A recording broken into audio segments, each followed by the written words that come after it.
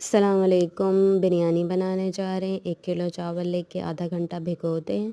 पानी लेके नमक डाल के बॉईल कर लें। चावल डाल दें। चावलों को गल जाने तक पका लें। लेंथ भी डबल हो जानी चाहिए। अब चेक कर लें। अब स्टेन कर लें चावलों को। आधा किलो प्याज लेके छील लें, काट लें। आधा किलो टमाटर, आधा किलो आलू, इनको भी क्यूब्स में काट लें। अब प्याज को ब्राउन कर लें। ब्राउन के बाद लहसुन डाल दें। अब चिकन डाल दें। चिकन 1.25 किलो है। टमाटर डाल दें कटे हुए।